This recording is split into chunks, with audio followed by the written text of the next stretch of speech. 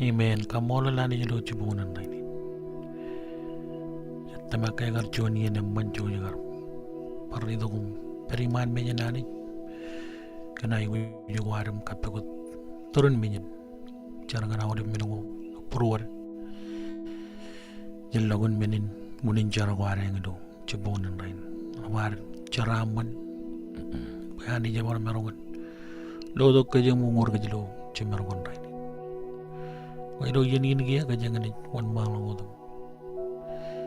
Cara kan camara tai bu jabari do purwari do mawurginar. Ti jala ga tono dar. Peri jini do mawurin ti arme jaro ya ora rai bu. Abang irro akambol bu yor juanani kajangan cara barangani. Yaban liga jabu jen kan. Mona janar wan malang odo cara kan. Kabal lagi ini pancojen. Kalau kayak ibu juga ada do cipunguni, jangan ada yang malu gitu. Nama ada do cuma ada kamu, do arre longani do cipunguni lain. Cija lagi berijin, kencede buawan, met umur gaji do kencede buawan, dar kobai pendon, eno family wan ada. Iji dongan yo giro. Kenjuan bero ete iman tron ewa me kwojarjar isker wan gagajoria im kanem goje iskanan nebar hari nomor inne barung ino sedem inne barung ino mol kaman bay morea in kai bus wizuk hero im nga iskanane baryo kodak bim pa izi aweo kos meno dem ches ngan ye nga isne bare dame kojar barjuanan negeri jauh ngais kanane baryo kodak piyim paizi aweyok kos meno dem ches ngan ye im ngais ne baredam kwojarjar kene geiro imerong chel mai disu kene gesmor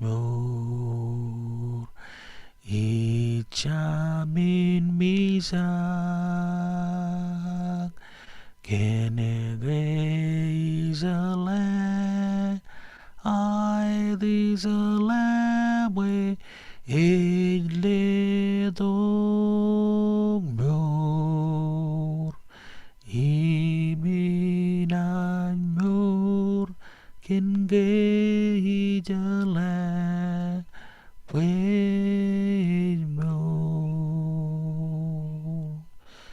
Haleluya. Anij nari beur.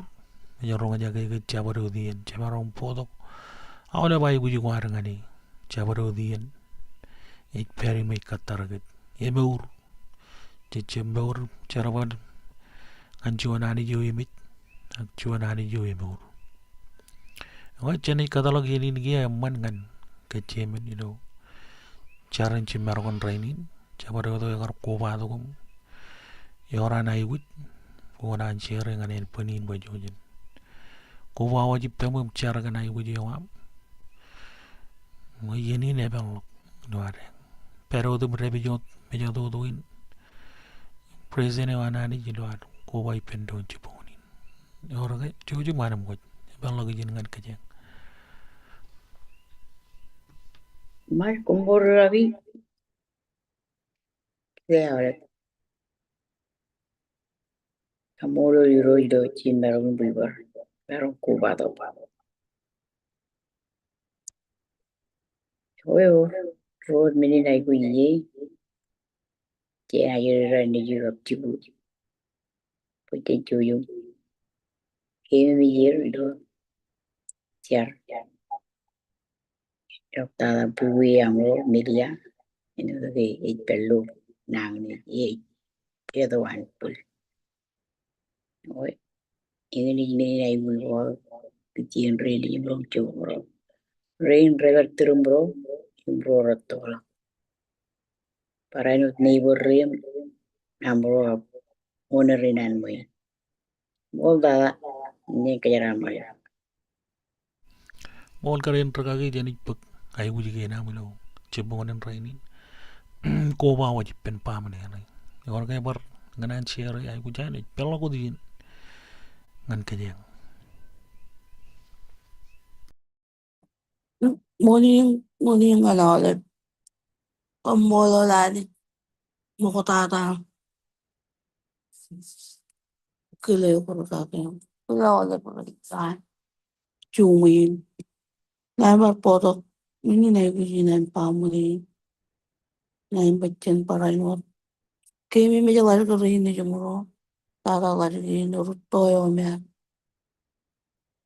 jalayani jay meja parainot, yalla kajane, chencharo bayuro choka taimar, ini jalan purut, Imbilan bacchen parainot ko bay ko tokro rojutan purut pamaron.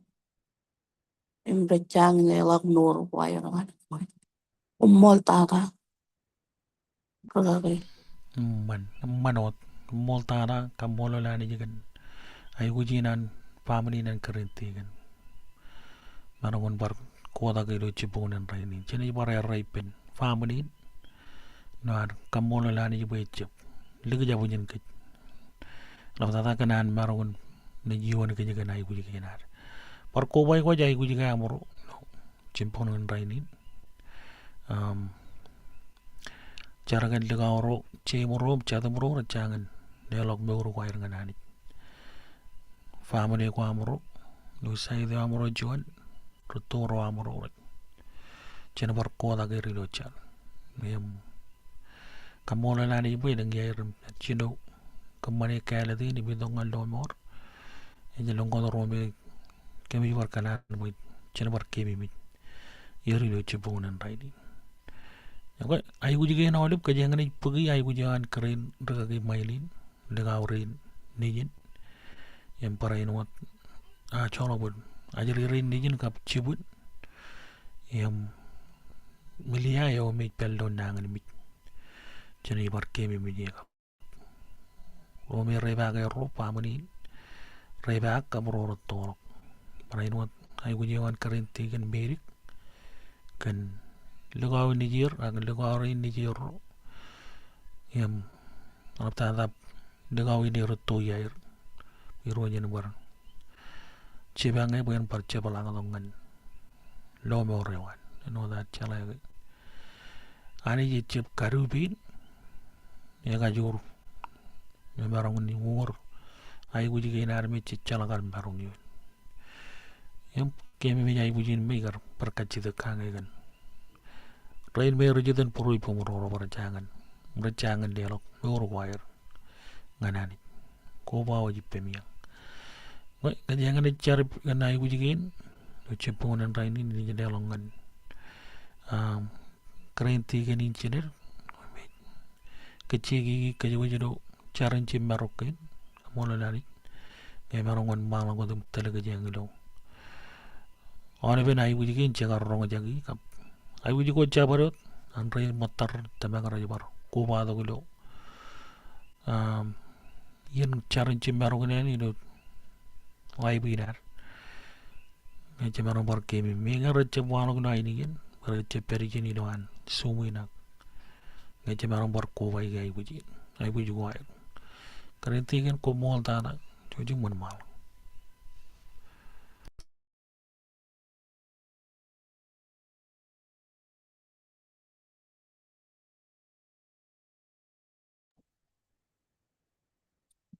Kaya man, komor kaki. O tayo narni, o naman ako dun, cara ka na yung ko rarwalok, yung kuilo purwar ka chodo. Lagi nga ko marong neto chonal, komol tata. oh yai bos we oh yai bos we an keman nganye molai bo oswe zaid oh yai bos wes oh yai bos we an keman nganye oh yai bo oswe so emolo yai bos wes oh yai bos wes an keman nganye oh ya aibo oswe alita tay bendon oh ya aibo swe mano ya aibo swes an keman nganye oh ya aibo oswes. Hallelujah. And what more, kini wala malako dun siya. Nambarum kamololo ka ni jala ko chim silang. Kamololo kan rin chun chim maro ko na ay po yun. Rana kaya yung komolo roy kan kutuan chata yung kan marong ba. Kukulo kukumane. Yung kamololo kan chun yan naman. Ilo ang parpo patok. Aram jaro roma roy. Komolo kan kareja ramong naurinan. Ilo ang parlel. Tele roy ilo. Tele o amang roy. Yang mantata. Komolo kan rakakin jemen. Yo ijin mejarakakin. Ito di siya inam. Umolo kan karejaran ng rakakiyochuan. Jemen mijar balik pen karejaran. Umolo kan tutorinam paran mo tulog tubagan minagayin. Kachojo. Umolo kan potewan. Ito di siya inam. Umolo kan harami jilang rin. Jendring nga rotoy roy. Pamuligin kachojo. Umolo kan rin po bato kung matamlo. Laibin roy. Komol roy. Kan Johnny ano yung man. Ime nga melu yung man na jam roy. Kami baru do man na jam roy. Kalo kampan. Kamolo le ko roy. Kanan jap pajara kam kakaya yung kakakiyam naman kakay menodan che. Menin charaman odan che roy. Yung komol roy ganyan ako yan ako raman.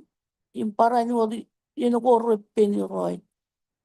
Walang wala ko ilong na urin roy. Kemikalo kang paray mo. Kamulo le ko roy. Kamulo le kano tan. Kareja ram chop payo na ano kuan. Talang yan si chinong to kami ko. Ramane the Gachis Manana. Angechin Tomen or Ripin. The Gachis in Chini Bata. In Kemi Kamolo Leporoi.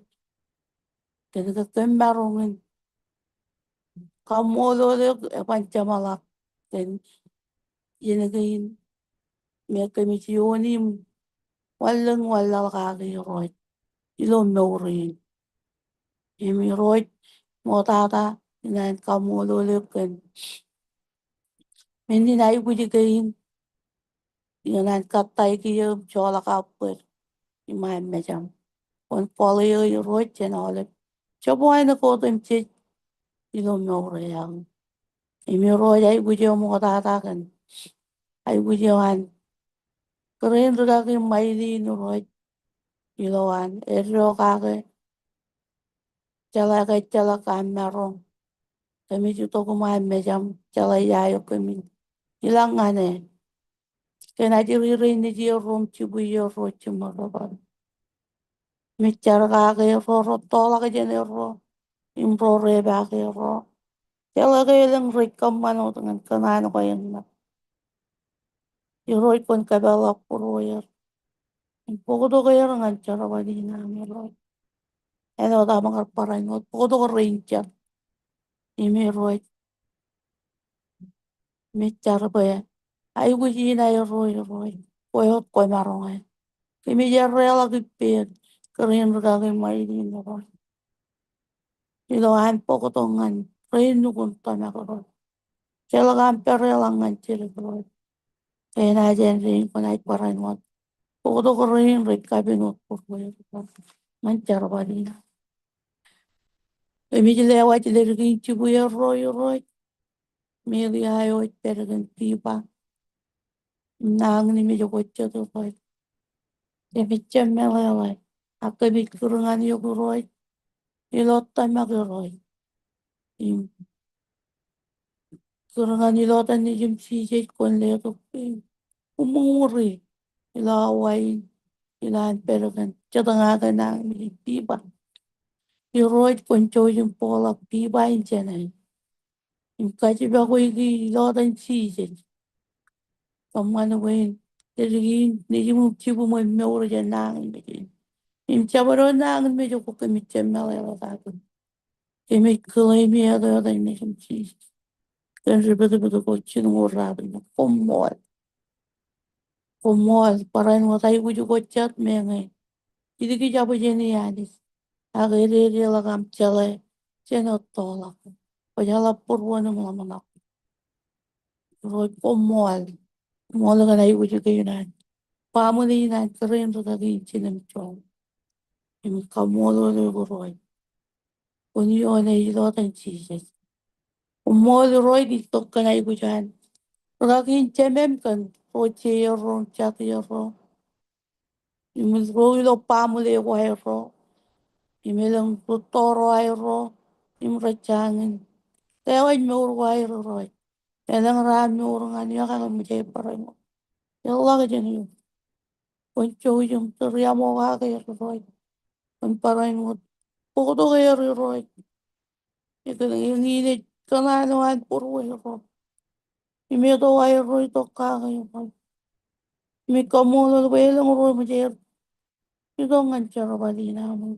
Mjay lewaj meur kaya. Roy komol chalagan perelangan chiti. Chalagay Julian John ran kahit parang mo pokoto kay rano da rinjan. Imano da mga pokoto kami ngancha ka pala. Ilewat ajiri rin ni dia roy roy. Pokoncho yung peripir. Parang mo. Karuto galagayar. Ilan kailangan mo roy. Pero chiti. Ligaro rin chara balangan yung parang mo. Dirigin ni dia roy roy. Pumol kan. Chapajaragam kajaraman. Pamuli na yo roy roy. Kalabalak tari no kaya roy. Lewa ay wuju wacce di roy me ngai chaplukun. Chalayani. Lawa jadi nga machapon. Meja machapido. Impi me chapkalbi. Mi kamulo le gani chimi mi chinam. Kena ka ijoyin kami chutongana. Ewa kami podo kole berro ko hamako. En reino roy kami kamulo le. Kim chala ka kimi chemma ka ya. Ay komol. Ilo dan chichi. Archuana le ni roi. Iji na waja ibu ji go ay roi. Go yar kali karang ang roi nukun tanan. Ikamolo le roi. Menga ito. Ito poko to ka roi. Chala ka chuni en chuan ran parang. Ija wala bangani yo ka roi. Kimi jaro mi jo ria wala. Kimi kachu da ka roi. Charai pen roni la wain. Ken munin chari ay gujo go ay roi. Kan lari ka rin ni jumuro mato ay kakaya. Ngachari roi. Pokkoya watani. Komelele minuutin siis. Elap tada lari ka in miarchala koyani. Imajana lagajin yung roi. Ngachara kaga yung roi bokon barka jara lagato. Kon jojum toriya mo kaga. Imparan mo roi chi mo rom chato mo ro. Elang roi lo pamuli ko hamro. Roi jutan po roi. Imichara kaga yung roi paray mo. Rekapi kuwangan mo roi. Aga ngini juwaga yung ikray sige. Imichara kaga yung roi. Imeuro ko ayer. Imelang ewan na imichido yer. Iroi ko kwendo la ger mungurir. Lewa jay guji gainan parain wat. Rei matam rei koba do kilo lai bungin roi. Ilo chimarogan raini. Koni yo ne roi. Imichibang er. Imparain wat kagajor roi. Ikoba igi ole minigay wat imchejido chuan wat. Imlena mo jangan turone wa roi. En rina chari lo wada do tani jum krai sige. Komolot in jimorok bay men penroan. Molta dar kage. Amen. Or jada manana im komol lani jigan. Arwit tabak kebet. Iri la kanani juro jaga. Imba amen. Amen. Komol lirod. Ngo jijito gan chamolo gan yini do. Charin chimaro gan idare la bar manana gan. Chet mene ko rabbanam. Rai bojujum. Rangajim melu kajibu jagar. Chala pere wadala ngajirik jagar. Tabarani jawat. Nana wan raja bagai raga dong ngani minat. Raga wo jangan kum. Komol le boy. Ino mejin chedup. Nga chichib lo kandi kum padatak. Ino dan nana wan kada gan gan. Baca bara do jidong ngani. Yen tamak kanan per. Egar peri yin. Ay boju je wan kap. Presene wan ik peri yin. Komol lani. Ini kajida ki pen keren raga ki mainin. Wen wan malang wadum chujub kajaraman. Raini dengan kejuat. Kap kajaraman awalnya magdagad war. Kajaraman awalnya magdagad cara dalam tada. Kabi juga dengan war. Yung family ginar. Komol lani juga. Raini neno chuan rani waya kaya. Keren raga ki komol tada. Chujub wan malang. Man komol. Ko ay pendro char. Archuana iroi kami kana markamol lo. Pincham lagani ni. Mol en awal bagare la longat kiyo. Jadi la in prayer media iroi. Emani mola jana mledo la yen shumin. Ni char barchuana na kaji de poncho yung karu kemoncho bana kira. Ayo ikem mumuna raini ido ilang wawan ko kami company. Bicara kejaram mana wam, kejara wam, kaya ibu wam. Moro ram pani ido alivir mo kami ni makado di umala. Kuncu yung pedal manam. Kejaram mana kaya naman minodam jido. Amne makado dalam tada kami kono kan koyo tani jela barjuanan kami kan. Yang kuit ani jo chino nam ani jo chama. Ayo ini rui lagi nam. Minodam jiro kambulo kena ke. Koyani yo elap pia koipen. Interiamo. Ayo ikem parchuana ni roi Milodan cheese komolot. Kemi vigilang, in kwojela, ini doko amailam, ran kaman kamil nilang para jola. Rainin ko lang ang kimpiam rainin jal meritam, kebacela amin meritam. Siap kaya lang kumlokap, aplan maray pianana. Maya amailam yung kayo, yung ayaw yin sa'yo. Amen. Magdadar lagi. yang emman kamol lani cemarong ke kabubuga yani jigan henang kabubuga lo cemarong rai kamol li roch yang alabar reja raman yang mana na langalang kadagai joja karidok yang pek kajaraman ko lo rebayawan cetup lo cepunan rai joja kartua gitu awagin me repen awagin me yang yen cakanan peri ak yang cang lagi juga jiji wani lo caran jimerok inar megarada ke juga jar peri jenim kubado anjo kena gaya Anij inar yang kamolol palokar kamolol Anij nim kamolol orar pokona iri lo cibano kon trainin keren rekagi mainin kan caran kejaraman kejabarokan ani kan kejarainin keren tiga ni cinen beri kan oleh ben ayu juga war jagar podogi jagar palangan to edam aji lo kan wajon royang wala bilo ciponen ren ala bar mana na kan choni nemman kajeng gar bar penton yang ido chalak karmu jalo kanan dang rojar bal ka projugur balangan kajeng gar morningi oleh ya morningi meja to ranai matare rai ko ma ini jogo jabar rai falo kajeng lo platform social media agin kajeng kajar padi anam ko kan kajeng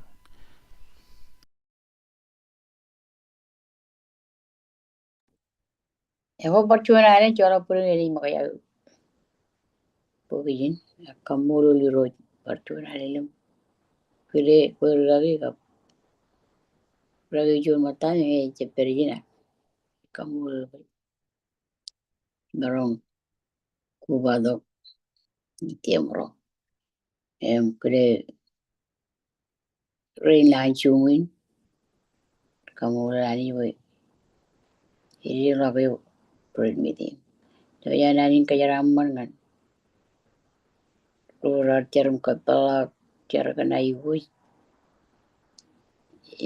rain rik pagaron ginagi cipung cicnya ani yoden kajaraman yoko Rora jago para no te jilala nani clear par kamulu lir kan kira agar par cari joko roj peri yang agar cepulin yang dulu cumin yang ini jaga juin haru ju pendro kubai pendro ni podok kayu yang media kan yang kajaraman awle allo va brane recubado